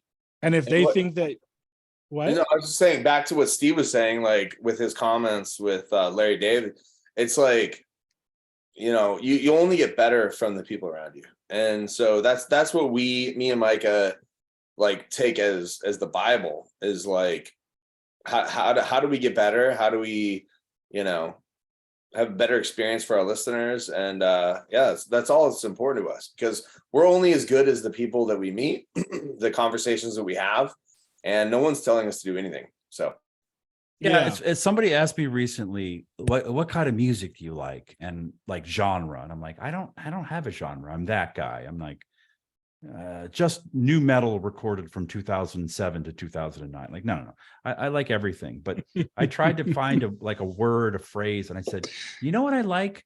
I like music that's authentic. And it crosses all genres. Like I like my rap authentic. I like my rock, my alternative, what like across all genres. Like and I think that can be said of podcasts and television. Like, I can see a show and I'm like, no one wants to make this. This is just to be made to make money. And why I've just migrated over to podcasts is Joe Rogan is authentic. Like, if anything, maybe too authentic, but like, I don't feel like there are a lot of people pulling levers behind them, making him this way. Like that's his voice, and he says what he says. And certain Canadian aging rock stars don't like it, but go away, Neil Young. You're too old. So don't get me wrong. Yeah, don't get me wrong. I think like everybody says stupid things, and nobody's perfect. But I think I see what you're saying now. The audience seeks authenticity. They don't want to be marketed to. They don't want to be, well, this joke has been recrafted by 10 different people and it's now perfect. Like, they want a joke to bomb. They want the person to try and fail and then look at themselves and go, well, that sucked, and pick yourself up and try another idea, another bit. So yeah. And I've heard, I don't know if you know who Sam Harris is, but he's like a podcast. Do you know who Sam Harris is? Mm-hmm. Yeah. He's like a podcaster, and I guess I don't even know, talks about consciousness or whatever. But I've heard him say, like, on a podcast, that it's like so many people don't want to like fail, especially on camera. You don't want to look stupid. You don't want to say something stupid. But he was saying how like so many people have made like careers out of just failing. Like, you know what I mean? It's like, because it's just it's a human quality. Like, if I say something, if I say something that's wrong, it's like, or if I just look stupid, basically. But I think his whole point was mainly talking about people on TV shows, like Kramer, for instance, from Seinfeld. It's like his whole character was built upon this like goofy idiot, but people loved him because it's real. Like, you know what I mean? Like, there's really people like that out there. It's relatable, right? Like, everyone's been an idiot at some point, so no one's perfect, right? And Joe Rogan, I believe, truly is honest. Like, I don't think someone's feeding him something in his ear to ask a question, right? I really don't. Like, you can look at his podcast; he's not. So it's just authenticity. It's real. We're all human. We're gonna make mistakes and whatever, and it's fun. And that's why people listen, because it's like, you are like me, right? And the more you are like the world, which is fallible, then you're gonna have more fun. You're gonna have more fun. You're gonna have more listeners. That's the bottom line, man. Yeah, I have this weird obsession with the Grateful Dead, which when I tell people that, they're like, really? And then they pitch me other hippie bands, and I'm like, I don't like any of that. I just like this one band, and it's because they were like, there's no separation between the stage and the audience. They dressed like slobs. They didn't put on Kiss makeup and whatever. And Kiss has its place. But there's just something about, like, we the audience feed off each other. And I think part of that gave way to sort of DJ culture, where a person is like pretty much a member of the audience. They don't look special, but they've got knobs and they're turning them and they're feeding off the audience. They're listening and like, this song isn't working, so I got to change this song. And I've just been really taken by that. Like, they let you, the Grateful Dead lets people record their shows. Like, they broke every showbiz rule, and even though half the members of the band are dead, there's still some form of them touring, like playing baseball stadiums. So like, they did something right. You may not like their music. I happen to, but I'm weird. But it's just something about like, and they sort of give way to me to like the early days of punk, where it's like, we are the same as the audience. We're not, some glammed up icons up here. We're you. We look the same. There's very little separation between the stage, and we're just singing song. We're hearing what you are feeling in the world, and we're just screaming it back at you through these mics. And I've always loved that. I've always loved like just listening to the audience. And it totally goes back to that friend of mine who can't make a show stick because she just listens to the buyers, and if there is a one way to describe show business, it is just a bunch of transactional people just all swimming around, all telling you things, agents and lawyers and managers and buyers. And it's like, it's lost its way a little bit. People slapping each other in the Oscars, which is a weird move. That's an odd look on stage to go have two A-list celebrities smack each other. It's another real moment though. You know what I mean? Like, even though it's fucking like, he probably shouldn't have, nobody should get slapped, but it's like, he was really very telling where things are. But yeah, I just love this world and this community because it's so connected to the fans. Or I don't want to say fans, audience. People give you feedback and tell you, we like this and maybe we didn't like that. And you don't feel like you're feeding that gatekeeper. You feel like you're talking directly to the audience. So that's kind of why I did the Subterra, because I wanted to make something just for an audience and not think about, well, how will I position this to become a TV show or a movie? Like, I don't care. I just want to make people happy, which is weird to say aloud because I'm the unhappiest man on earth. But people gave me feedback saying it brought me joy. I love the character. I love the journey. I mean, it's not the greatest show ever made, but it's good. I've listened to it. I'm like, yeah, it's pretty good. I enjoyed it. And the fact that it brought joy to people during a dark time in the beginnings of the middle of the pandemic, and it's still going forward, like, just makes me so happy. So yeah. And also I tell people who, oh, how do I get into TV and whatever? I'm like, make stuff. Don't worry about classes or short films or meeting the right people. Just like make stuff. What you guys are doing. Just get up and hit the mics and hit record and go and do it. Yeah, it's the only way you'll learn. So one of my customers was it DreamWorks or Lionsgate? I can't remember. I think it was DreamsWorks. And I was sitting with them. It might not have been DreamsWorks, so disclaimer. But one of my big media companies here in Los Angeles, and I was DreamWorks, right? What? Isn't it DreamWorks, not DreamsWorks? Sorry, DreamWorks. Anyway. Yeah. I don't know if it was them, but I was having lunch with a media company here in Los Angeles, and I said, and this is through the whole like Netflix change to streaming media, right? And content. That was the big word. It was content, right? And so everyone's freaking out because they're like, it wasn't Paramount. Anyways, what do we do? Like Sony, everyone's like, we have all these media companies creating content like Netflix, right?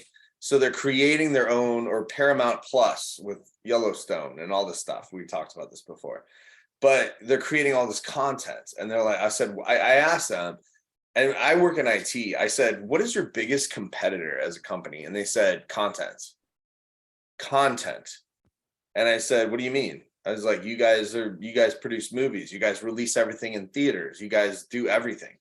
And they're like, yeah, but we're getting overtaken by Netflix or Paramount Plus or even Disney Plus or whatever it is, right? It depends on even Instagram and TikTok, right? Yeah. Like, wherever human direction is going towards and being steered towards, you're taking the mind share of everyone. And so it's not anymore about producing movies and having the greatest movie of all time. Granted, Top Gun 2, again, I talked about this last week, was incredible, right? It was absolutely incredible. So there are still movies that are being produced that are just like, you have to have all of the check boxes and whatever. But there's so many movies that are being produced or TV shows that it's all about content, right? And when you have the content, then you own the platform. Does that make sense? It used to be the platform owned the content. Like if you're whatever, Disney, Universal, whatever, HBO, you owned the content because you're the parent company and you owned what was being produced. You had the control of what was being produced. Now stuff is just being dramatically produced. I mean, look at what was the Korean movie or Korean TV show where they killed themselves. Squid Games. Squid Game. Squid Games, right? That came out. That I can't imagine that was heavy production dollars. No, and so like that content that directed us viewers, us listeners, or whatever, to that, and they're like, who wants to pick it up, right? So now it's no longer the I don't know, not the producers of the content. It is the producers of the content. It's no longer the executive arm saying, here's what's going to be produced. It's here's what's produced. Who wants to own it? And they'll bid it out, right? And so it's a change in the way we look at media, which in my opinion is a good thing, because to what we were just talking about is everyone is producing now, and you can produce on a low budget, and you can show this and say, hey, this has got this many views, or this got whatever. And now all these networks or these conglomerates like Disney or Netflix wants to pick it up. So I feel like it's almost a shift, a 180 shift in terms of how media is produced these days. Yeah, it's a good shift, right? I think so. It was described in this guy's book that I really loved years ago called The Pirate's Dilemma, where he advocates for piracy, which I found fascinating. There's this great thought leader named Matt Mason. All the people who started Hollywood were pirates. They were escaping Edison, who owned all the patents. You had to pay him to rent the camera. You had to pay him to process the film. You had to pay him to project the film through a projector. And so a bunch of people said, we're out of here. We're going to go as far away from New Jersey as possible, Los Angeles, and not pay these licenses. So they're pirates. And they started Hollywood, and then Hollywood succeeded, and then new pirates arrived. But what pirates do is show you flaws in your system. The music industry was still selling CDs for $18, and then Napster came along and said, no, they're free. And so now, well, for a while we were buying 99-cent songs through iTunes, and of course now that's all shifted to streaming. But he really talks about the coming of the artistic middle class, which I'm like, oh, okay, I'm middle class, I like this. And to what you're saying, lots of people are producing, and so there's a lot more content. It's not as valuable, so there aren't as many super rich. There'll be no more Larry Davids who have $1 billion from a TV show about nothing. Right. But think about the audience. Like, well, there were only like X amount of broadcast channels and then cable channels back when that show was on the air. Now there's just endless. It's just endless.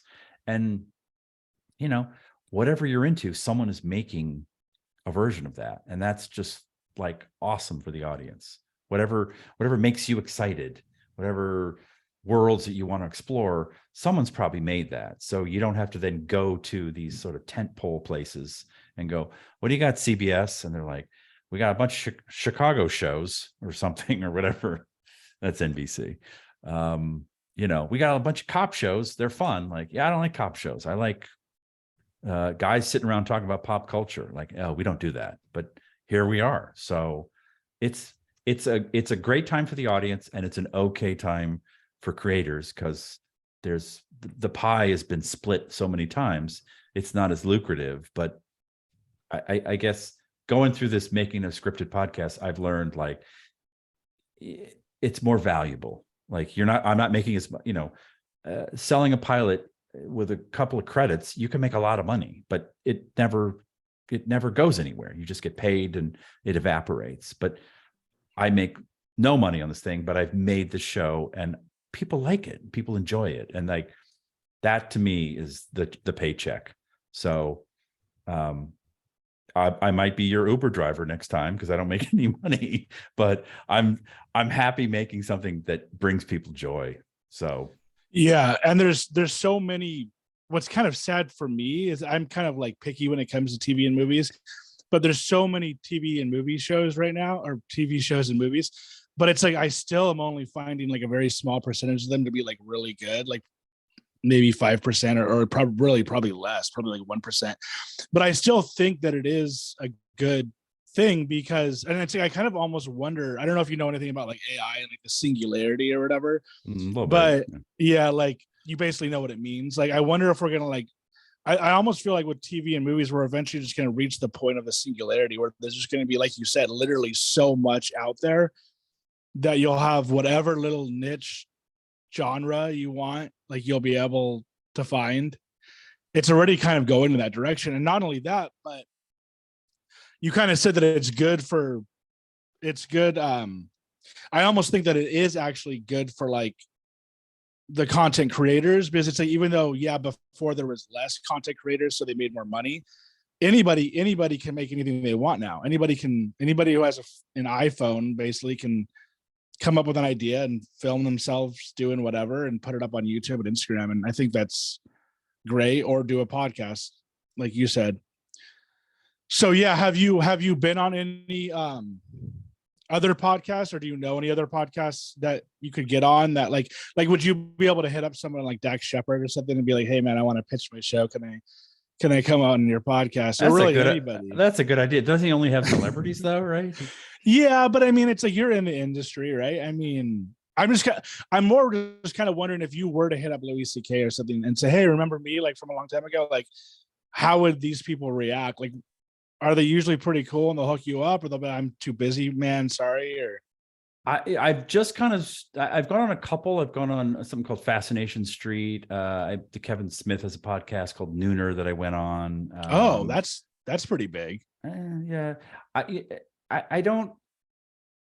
I don't know. I'm kind of like I want to. The part of this for me is also like I want to branch out and talk to new people. Like so, Yeah. and I'm in no hurry to monetize the podcast I made. So I would rather talk with you guys and have a good time, as I definitely have, than try and get on Adam Carolla's show, because I know some people there and they'd be like, who are you and what do you want? So this is kind of the DIY route. I'd rather just find interesting people who are, I'm kind of new to podcasting too. Like I don't have, you guys have been doing it about as long as I have. So why shouldn't we get together and talk? Like, why do I need to be on Joe Rogan's? Why, do you guys know Joe Rogan? Can you get me on a show? Can you get me on a show? Can you help me out? Unfortunately not. I feel like I do, because I've listened to some of these guys. I listen to so much of them. I'm like, I feel like I know them, but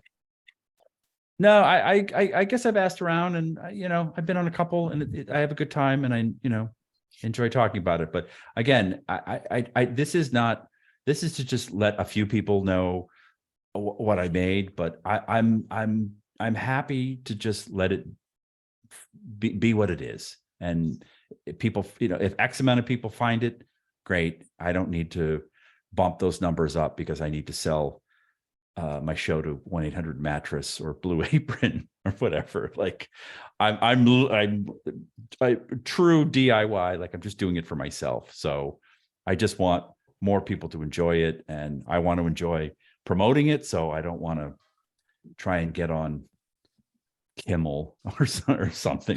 Not that a friend of mine is high up on Kimmel, but they're not going to. Who are you? Like, I'm Matt Damon's older brother. I'm Steve. I'm Steve Damon. You like those apples? I'm the one that came up with that line. Yeah, I do actually. I do need to get going soon. Sorry, I'm having a blast, but I do. Yeah, there's people outside my door. We'll wrap it at, there's wolves at the door.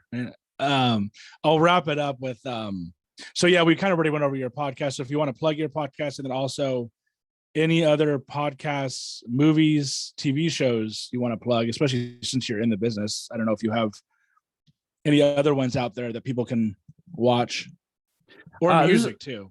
Well, if you want to listen to Subterra, you've enjoyed this conversation. It has nothing to do with this personality that you're hearing in your ears right now. It's like hardcore sci-fi young adult. It is not funny. It is very emotional and heart-wrenching. It's another lane that I can play in. But if you're looking for something silly, there's a Netflix show I did called Dating Around, which is really out there. It's very hard to describe, but it's like shot. It's a bunch of people meeting someone for the first time, but it's shot like all one night. It's very hard to explain, but there's one with an old guy on it that is just the sweetest thing I've ever done. And if you want to see a widowed 77-year-old go on a bunch of dates in this weird cinematic realm, it's super cute. It's also like 22 minutes. So, but that's something I did a couple of years ago that I was very proud of. Enjoyed that a lot. So is it reality or is it scripted? I can't. It's so out there. I can't really. It's sort of reality, but it's a movie. If that makes any sense. It's just watch one, and if you like it, watch the old guy one. I think his name is Leonard. Sounds interesting. It's out there. You've never seen anything like it. So that's something else. Okay. And then what's up? Anything else? Like movies, and I guess you really haven't done any movies, right? No, I haven't written any movies. I just sold some scripts, but yeah, you're welcome to send me your email address. I'll mail you some scripts you can read. Yeah. Maybe I'll try unproduced screenplays. They're fun. Maybe I'll try and make them for you. No, I'm just kidding. But have you ever thought about having like a talk podcast real quick, like what we're doing now? Because you have a pretty good voice. You're a funny guy. I could see you just getting on the mic and hashing it out, you know? Anytime you need a third wheel, call me up. I'll be here. I'll hold you to that. And then last question real quick would be, I wanted to actually go more into depth with this. We don't have time, obviously. So how hard is it to break into the industry, for one? And then two, any advice to people who are trying, even like with what we were talking about, Instagram or TikTok or YouTube, any advice that we can go out on? Advice. Okay. It's incredibly hard because the business changes every 5 minutes. And I think you should do what I do, is don't wait for someone to say, yes, here's money, go make this thing. Just make it. And as I like to say, like, insist upon it, which is a weird turn of phrase, but like, believe in it, and insist people like this needs to be listened to. Don't oversell it and don't cheapen it, but like, make stuff that you love, and just like, make it undeniable. Make someone have to listen to it or watch it. But I really, it couldn't be a better time for someone like, all right, I want to break in. I want something, like, just like you said, pick up the phone and start filming. Don't wait for, I gotta have Pulp Fiction 2 in my head. Like, and to what you said earlier, don't be afraid to look bad. Don't be afraid. Even Larry David made a mistake and had to be schooled by me. So make mistakes, look like a fool, dance like no one's looking, and learn, oh, like you said, Tarantino's looking back to see what jokes are landing. Like, yeah, that's like, listen to the audience. That's what he's doing. Yep. Like, that joke didn't work. Okay, we got to tighten this up. Or, there's nothing better than having a table read of your script and you just hear it aloud and you're like, wow, this stinks. Wow, but just, produce. It's a cliche, but it's the best thing you can do. And you'll, as someone who could not edit audio to now, like, people like, it sounds like so good. I'm like, yeah, I just Saturdays sat in the garage and I was just tapping away on my computer, and you get better at it. So, and also, don't listen to people like me. So everything I just said, don't do.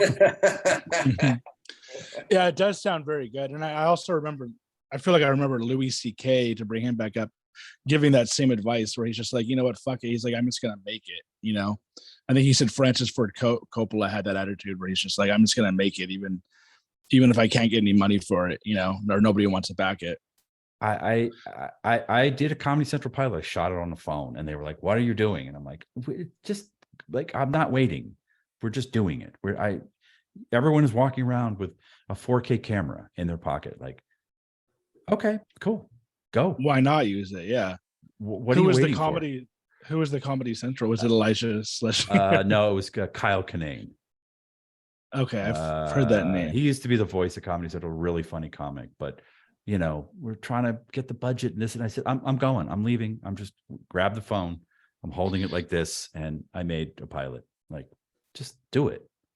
So You literally just like handheld. You didn't have like on a tripod or anything. You were just like, they didn't. Yeah. Back then, they didn't have little tripods that everyone has. To hold your phone. Like I was just like, hold it steady. No more coffee because I'm vibrating. It's for filming him. And you stabilize it later in post. But yeah, I wish someone had given me that advice. And I wish when I started, it was like so easy to make stuff. And I was just telling someone, like, we'd go out with a video camera and I would edit in the camera. I'd tell a story with a couple of actors, but I'd shoot a scene and then hit pause and then shoot the reverse and then shoot this and shoot that. No editing. I do it in camera. So you have to think, well, what's the next shot going to be? And how is this all going to work together? And it taught me so much. It was like all this film school and all these stupid classes, and just going out with a camera and editing in camera was like the best masterclass in like how to tell a story visually that I've ever had.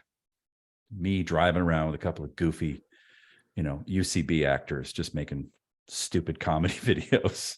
But yeah, it's not technology and it's not who you know. It's hours in the batting cage. It's just like, you know, Larry Bird can't jump, not athletic, just look like a ball of dough rolling around. And he would just go shoot 3-pointers all day, every day. And the guy could hit, you know, it's not an athletic looking dude, and was an amazing basketball player because of repetition. So that's my advice. Yeah. And also never call me. I can't help you. Always call me. I'll help anyone. All right. Well, thanks for coming on, Steve, and have a good time at your party. And I'll make sure to ask you to come back on again to be the third host. Anytime. Hey guys, thanks so much. And we're done? Yeah. Good.